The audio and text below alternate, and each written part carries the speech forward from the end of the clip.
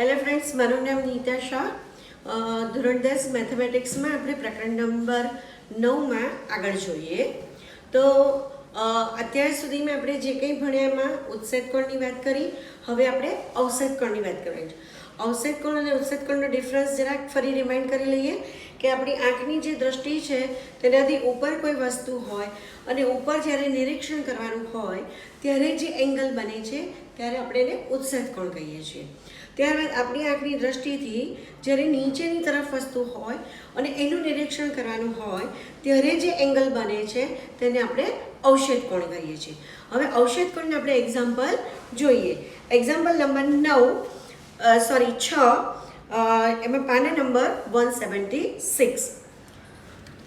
એક બહુમાળી ઇમારતની ટોચ પરથી અવલોકન કરતા એક 8 મીટરની ઊંચી ઇમારતની ટોચ અને તળિયાના અવશેદ કોણના માપ 30° અને 45° માલુમ પડે છે. તો બહુમાળી ઇમારતની ઊંચાઈ અને બંને ઇમારત વચ્ચેનું અંતર શોધો. તો અહીંયા સૌથી પહેલાં આપણને કહેવામાં આવ્યું છે કે એક બહુમાળી ઇમારત છે એની ટોચ ઉપરથી નિરીક્ષણ કરવામાં આવે છે. એટલે એનો અર્થ એવો થાય કે નિરીક્ષણ કરતા એક બહુમાળી મકાનની ઉપર છે. તો અહીંયા આપણે આકૃતિ દોરીએ તો સપોઝ આ એક બહુમાળી ઇમારત છે. આ ઇમારત અહીંયા 90 ડિગ્રીનો એંગલ બનાવે છે. આ બહુમાળી ઇમારત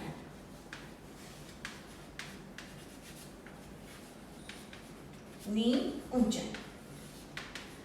ત્યારબાદ આપણને કહેલું છે કે અહીંથી નિરીક્ષણ કરતા જુએ છે આ જગ્યાએથી, અને સામે બીજી એક ઇમારત છે અને એ ઇમારતનું અવલોકન કરે છે.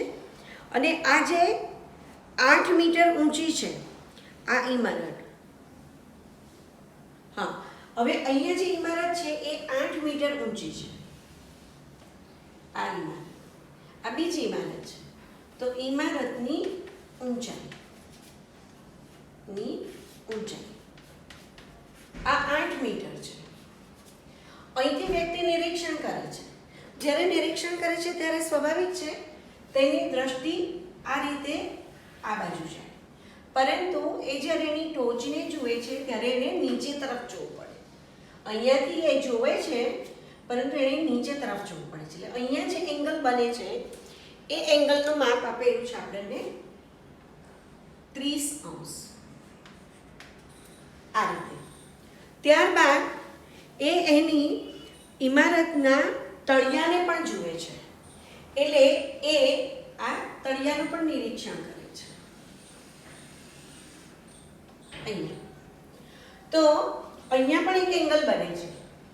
એ એની દ્રષ્ટિએ આમ સીધી જાય છે એના બદલે અહીંયા નીચે તરફ જોવું પડે છે. એટલે અહીંયા બીજો એક એંગલ બને છે. આ એંગલ છે 45. તો નિરીક્ષણ કરતા અહીંયા છે આ બહુમાળી ઇમારત બીજી છે. નિરીક્ષણ કરતા આ એની ટોચ અને તળિયાને જુએ છે. અને એ બંને જે એંગલ છે એક 30નો બને છે અને તળિયાને જુએ છે ત્યારે 45નો બને છે. આ ઇમારત છે 8 મીટર ઊંચાઈની છે. તો મિત્રો અહીંયા હવે આકૃતિ આપણે પૂર્ણ કરીએ.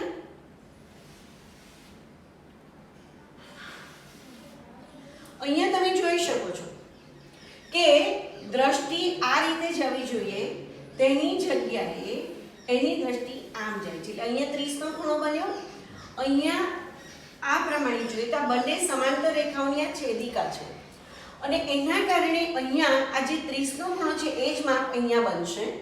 તો અહીંયા કેટલા અંશનો ખૂણો બનશે? 30° ખૂણો બનશે. મિત્રો ખૂબ અગત્યનું છે, સમજી લેજો બરાબર. તો આ ઝેડ આકાર બન્યો, યુગ્મકોણ બન્યો. આ બે સમાંતર રેખાઓ અને એની છેદિકા છે અને એના કારણે આ જે 30નો છે અહીંયા પણ 30° થશે, કારણ કે યુગ્મકોણની જોડ છે અને યુગ્મકોણ બંને એકરૂપ હોય એટલે આ 30નો થાય તો આ પણ 30નો થશે. સેમ વસ્તુ બીજી કંઈક બને છે, તમે જોઈ શકો છો. કયો બને છે? તો બીજો એક ખૂણો અહીંયા બને છે.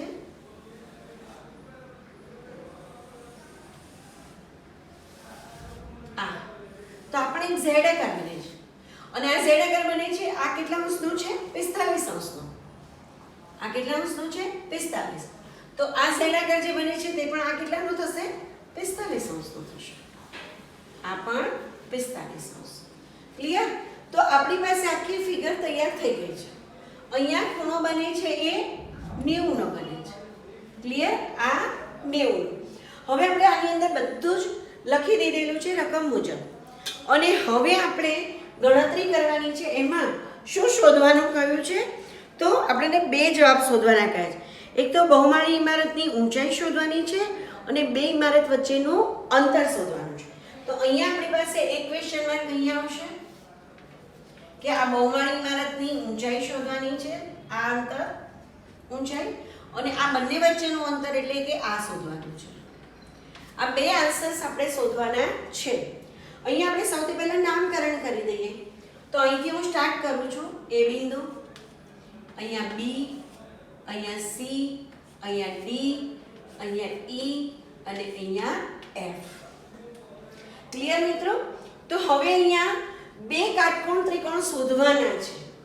એ બે કાટકોણ ત્રિકોણ શોધી કાઢીશું. તો અહીંયા એક કાટકોણ ત્રિકોણ થાય છે BCF કે જેની અંદર ખૂણો C 90 છે અને ખૂણો F એટલે BFC 30° છે. એટલે એક આનો ઉપયોગ કરીશું ત્રિકોણનો. બીજો ત્રિકોણ BDE.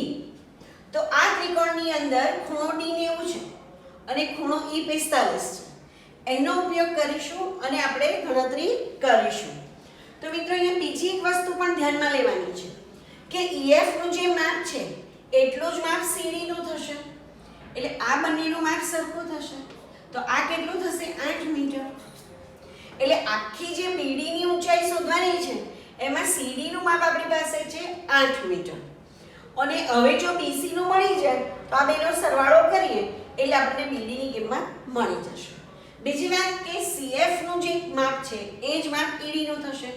એટલે કે આ બાજુ અને આ બાજુની લંબાઈ સરખી છે. લંબચોરસની સામસામેની બાજુ એ બંનેના માપ સરખા હોય છે. એટલે આ પણ શોધવાનું છે. સપોઝ આનું આપણે x મીટર ધરી લઈએ. આનું x મીટર આપણે ધરી લીધું અને આ આખું જે છે એ શોધવાનું છે. આ જે BC છે આપણે એમ લેવા દઈએ. તો હવે આપણે ગણતરી કરવાની છે. આની અંદર બધું જ આવી ગયું. તો આ બહુમાળી ઇમારત છે BD, એની ઊંચાઈ બતાવે છે જે શોધવાની છે. પછી આ જે EF છે એ બીજી ઇમારત છે. એ ઇમારતની ઊંચાઈ 8 મીટર છે. આ યુગ્મ કોણો હોવાથી આનું માપ 30 થાય છે બંનેનું, અને આ પણ યુગ્મ કોણ હોવાથી આનું 45 છે એટલે આનું પણ 45 થાય છે. બધું જ થઈ ગયું. હવે આપણે આકૃતિમાં દર્શાવ્યા મુજબ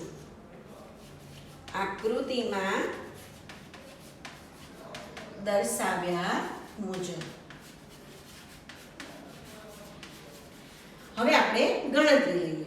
તો સૌથી પહેલા એક ત્રિકોણ લઈએ. કયો ત્રિકોણ લઈશું? કોઈ પણ એક ત્રિકોણ લઈ લઈએ. તો ત્રિકોણ અહીંયા BCF લઈએ. BCF માં ખૂણો C બરાબર 90 અને બીજો કયો ખૂણો F? તો ખૂણો F બરાબર 30°. હવે આના માટે આ સામેની બાજુ ને આ પાસેની બાજુ થઈ. તો સામેની બાજુ ભાગ્યા પાસેની બાજુ એટલે કોણ લેવાનું? ટેન્જન્ટ. તો therefore tan 30 બરાબર સામેની બાજુ એટલે BC અને પાસેની બાજુ એટલે CF. ઓકે મિત્રો? હવે tan 30 ની કિંમત આપણને ખબર છે 1/√3. તો હવે અહીંયા therefore 1/√3. મિત્રો ના આવડે તો કોષ્ટક બનાવી દેવાનું નાનકડું અને એના ઉપરથી આપણે sin, cos અને tan એનું કોષ્ટક બનાવી દેવાનું. tan 30 ની કિંમત આપણને 1/√3 એ આપણે મોઢે થઈ જવી જોઈએ. ત્યારબાદ BC ની કિંમત. તો BC અને CF જે છે એ કોના જેટલું થશે? ED જેટલું. તો અહીંયા આવશે ED. કેમ કે આ બંનેનું માપ કેવું છે? સરખું છે. અને આપણે એનું કેટલું ધાર્યું છે? x metre. તો therefore ED બરાબર શું થશે? BC√3. પરંતુ આને આપણે x ધાર્યું છે એટલે x બરાબર BC√3. આપણી પાસે એક x ની કિંમત પ્રાપ્ત થઈ છે. એનો ઉપયોગ આપણે કરીશું મિત્રો. ત્યારબાદ આપણે આગળ જઈએ આની અંદર આગળ બીજો એક ત્રિકોણ લઈએ. કયો ત્રિકોણ લઈશું? તો ત્રિકોણ BDE લઈશું. તો હવે ત્રિકોણ BDE માં ખૂણો D 90 છે. આ D ના એવું છે અને E જે છે BED એનું આખું નામ. તો BED બરાબર 45 અંશ છે. ઓકે મિત્રો, તો હવે 45 અંશના ખૂણાના અનુસંધાનમાં સામેની બાજુ ભાગ્યા પાસેની બાજુ. તો સામેની બાજુ ભાગ્યા પાસેની બાજુ એટલે કોણ આવશે? tan આવશે. તો therefore tan 45 બરાબર સામેની બાજુ એટલે BD અને ભાગ્યા ED આવશે. હવે tan 45 ની કિંમત પણ આપણને મોઢે હોવી જોઈએ. જેમ આની tan 30 ની 1/√2, tan 45 ની 1 અને tan 60 ની √3 આ યાદ રાખીશું. તો tan 45 ની એક કિંમત થઈ. અહીંયા BD ની વાત કરીએ તો BD એટલે શું થશે? BC + 8 થશે. તો અહીંયા આવશે BC + 8 upon ED એટલે આપણે ધારણા કરી હતી x એટલે અહીંયા આવશે x. therefore x બરાબર BC + 8 થયું. પરંતુ પરિણામ 1 માં આપણને x ની કિંમત પ્રાપ્ત થઈ છે BC √3 એટલે અહીંયા કિંમત મૂકી દઈએ. તો therefore BC √3 - BC બરાબર 8 અને therefore BC કોમન કાઢીએ એટલે √3 - 1 = 8. હવે આ બંને વચ્ચે ગુણાકાર છે તો આ ક્યાં જશે? ભાગાકારમાં. એટલે કોની નીચે જશે? તો BC બરાબર 8/√3 - 1 પ્રાપ્ત થાય છે. હજુ આપણે આગળ ગણતરી કરીએ. BC √3 - 1 = 8. therefore BC બરાબર 8/√3 - 1. હવે આને આપણે કરણી વડે ગુણીએ તો √3 + 1 /√3 - +1 that is equal to 8√3 + 1 upon a - b a + b. આપણને ખબર છે નિત્યસમનો ઉપયોગ કરીએ. a - b a + b એનો વિસ્તરણ કરીએ એટલે આપણને a² - b² પ્રાપ્ત થાય. તો અહીંયા પણ √3 નો વર્ગ એટલે 3 અને 1 નો વર્ગ એટલે 1 - 1 8√3 + 1 upon 2 છેદ ઉડશે અહીંયા 4 આવશે એટલે આવશે અહીંયા જવાબમાં 4√3 + 1 મીટર. તો આ પહેલો આન્સર આપણને પ્રાપ્ત થઈ ગયો. તો BC એટલે કે આપણી પાસે આ અંતર મળ્યું. હવે આની અંદર આપણે 8 ઉમેરી દઈએ એટલે આપણી પાસે જવાબ મળી જાય કોનો? BD નો પ્રાપ્ત થશે. તો હવે આપણે BD બરાબર BC + CD that is equal to 4√3 + 1 + 8. ચાલો અહીંયા કોમન શું નીકળશે? 4. તો અંદર શું રહેશે? √3 + 1 પ્લસ આમાંથી 4 કોમન ગયા એટલે 2 રહેશે. that is equal to 4 અહીંયા જોઈએ આ બંનેનો સરવાળો 3 + √3 મીટર. તો BC ની કિંમત નથી શોધવાની, આપણને BD ની શોધવાની હતી. તો પહેલો આન્સર આપણને અહીંયા પ્રાપ્ત થઈ ગયો કે BD ની જે એટલે કે બહુમાળી ઇમારતની ઊંચાઈ 4 3 + √3 છે. તો એક આન્સર આપણને પ્રાપ્ત થઈ ગયો. હવે બીજો આન્સર હજુ બાકી છે આનો. તો અહીંયા આપણને x ની કિંમત શોધવાની કહી છે. x એટલે કોણ? ED એટલે કે બે ઇમારત વચ્ચેનું અંતર. એટલે ED બરાબર આપણને જે મળ્યું છે x અને x ધાર્યો તો પણ x ની કિંમત આપણને મળી હતી BC √3 BC √3. હવે BC ની કિંમત અહીંયા આપણે મૂકી દઈશું. તો BC ની કિંમત કેટલી મળી અહીંયા? 4√3 + 1. ઓકે, તો અહીંયા આપણે મૂકી દઈએ કિંમત. તો 4 √3 પ્લસ 1 ઇન્ટુ √3. તો હવે √3 નો અંદર ગુણાકાર લઈ લઈએ. તો √3 એટલે 3 થશે અને પ્લસ આ બંનેનો ગુણાકાર એનો એ જ રહેશે √3. તો અહીંયા આપણને આનો પણ જવાબ મળ્યો 4 3 +√3 મીટર. આમ જોવા જઈએ તો આ બંનેનું માપ પણ સરખું હતું, કેમ કે ED અહીંયા 45 છે એટલે ED અને BC નું માપ પણ સરખું થાય છે. આગળ આપણે જોઈએ છે કે બીજો ત્રિકોણ લીધો ત્યારે આપણને ખબર છે કે ED અને BC નું માપ સરખું થાય. તો અહીંયા પણ આપણને જો બંનેની ઊંચાઈ અને લંબાઈ બંને વચ્ચેનું અંતર એ પણ આપણને સેમ પ્રાપ્ત થાય છે. તો આ બીજો આન્સર આપણને પ્રાપ્ત થયો, આન્સર નંબર 2. એટલે કે બહુમાળી ઇમારતનું અંતર ઊંચાઈ 4 3 +√3 અને બંને ઇમારત વચ્ચેનું અંતર પણ 4 × 3 +√3 મીટર છે. બીજું એક્ઝામ્પલ લઈએ. Example number 7, page number 177. નદી પર રહેલા પુલના એક બિંદુથી નદીના બંને કિનારાના અવશેષ કોણનું માપ અનુક્રમે 30° અને 45° માલુમ પડે છે. જો નદીની સપાટીથી પુલની ઊંચાઈ 3 મીટર હોય તો નદીની પહોળાઈ શોધો.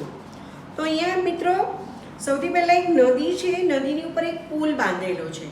પુલ પરના કોઈ એક બિંદુએથી નદીના બંને કિનારાને જોવામાં આવે છે. એટલે નદીના પુલ એ ઉપર છે ને કિનારા નીચે છે.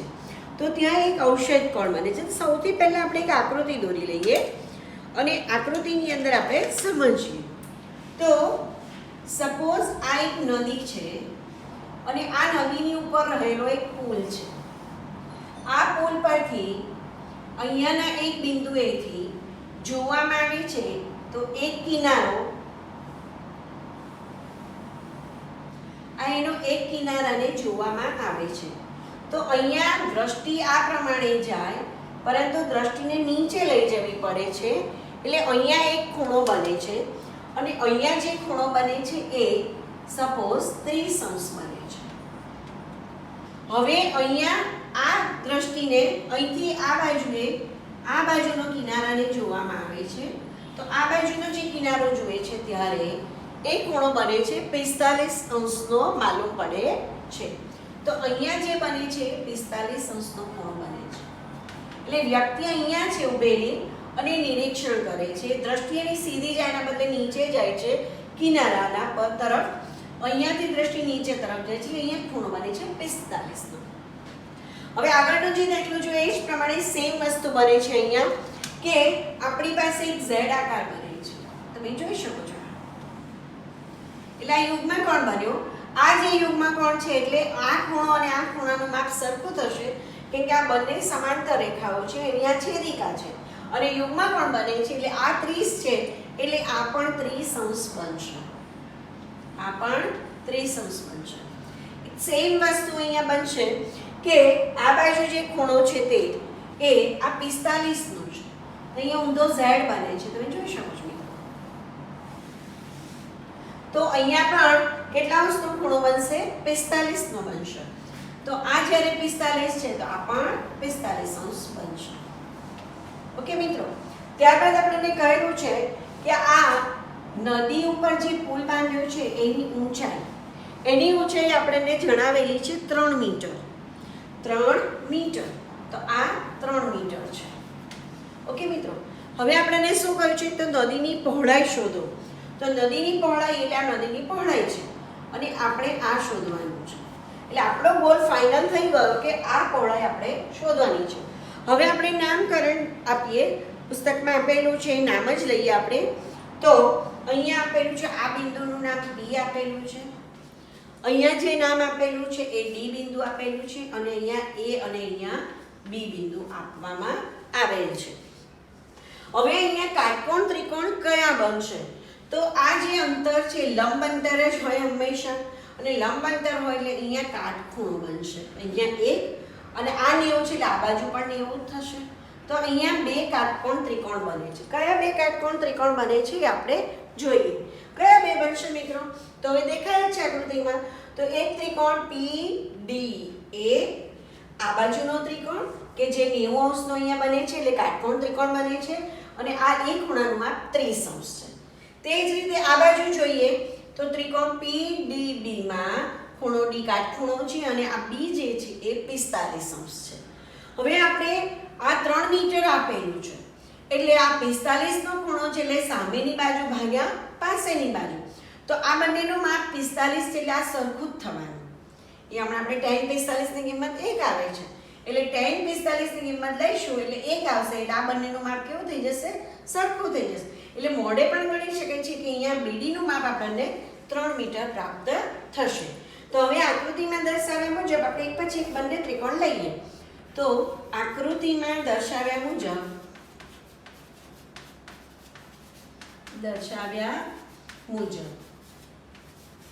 આ આપણને નદીની પહોળાઈ કહેવામાં આવે છે મિત્રો. એટલે આ નદીની પહોળાઈ છે, નદીની પહોળાઈ. અને આ જે છે એ પુલ છે, બ્રિજ. તો બ્રિજની લંબાઈ આપણે એને કન્સર્ન નથી, એની જરૂર નથી, પરંતુ આપણને ખ્યાલ હોવો જોઈએ કે આ નદીનો ઉપર બાંધેલો પુલ છે અને આ જે છે નદી છે, આ એના બંને કિનારા છે. ઓકે, તો હવે ત્રિકોણ એક પહેલો લઈએ. તો કયો ત્રિકોણ લઈશું? આ બાજુનો PDB. તો ત્રિકોણ PDB માં ખૂણો D બરાબર 90 છે અને આ બાજુ જે ખૂણો B છે એનું માપ કેટલું છે? 45 અંશ. તો therefore tan 45 બરાબર શું થશે? તો સામેની બાજુ એટલે PD ભાગ્યા BD થશે. therefore 1 બરાબર PD ની કિંમત આપણને આપેલી છે 3 ભાગ્યા BD અને therefore BD બરાબર શું થશે? 3 મીટર. તો આપણી પાસે BD ની કિંમત પ્રાપ્ત થઈ રહી છે 3 મીટર. હવે આ માપ શોધી કાઢીએ એટલે આપણને નદીની જે પહોળાઈ શોધવાની છે તે આપણને પ્રાપ્ત થઈ જશે આ બંનેનો સરવાળો કરવાથી. એટલે BD નું માપ મળી ગયું આપણને 3 મીટર. ઓકે મિત્રો, તો આ 3 મીટર થયું. હવે આપણે આ બાજુનું ત્રિકોણ લઈએ, એમાંથી આપણે AD નું માપ શોધી કાઢીએ. તો હવે બીજો ત્રિકોણ લઈએ. ત્રિકોણ આ બાજુનો PDA. PDA માં કયો ખૂણો કાટખૂણો D? તો ખૂણો D બરાબર 90 અને ખૂણો A નું માપ કેટલું છે? 30 અંશ. હવે આપણે અહીંયા શું લઈશું? ટેન્જન્ટ લઈશું.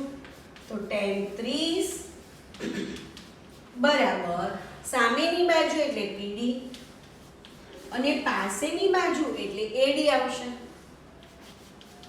ચાલો, હવે tan 30 ની કિંમત આપણને મળે છે 1/√3.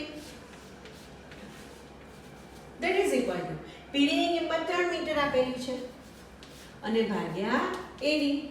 તો therefore ચોકડી ગુણાકાર. તો AD બરાબર આ બંનેનો ગુણાકાર 3√3. તો આપણને AD ની કિંમત પણ પ્રાપ્ત થઈ ગઈ. હવે આ બંનેનો સરવાળો કરીશું એટલે કોની મળી જશે? AB ની. અને AB શું છે? નદીની પહોળાઈ. તો આપણને નદીની પહોળાઈની જે કિંમત પ્રાપ્ત થશે તે therefore નદીની પહોળાઈ બરાબર AB બરાબર AD પ્લસ BD. ચાલો, AD ની કિંમત કેટલી મળી આપણને? 3√3. તો 3√3 પ્લસ BD ની કેટલી મળી? 3. 3 કોમન નીકળે છે એટલે અંદર શું રહેશે? √3 plus 1 metre. This is our answer. તો આપણને નદીની પહોળાઈ પ્રાપ્ત થઈ ગઈ.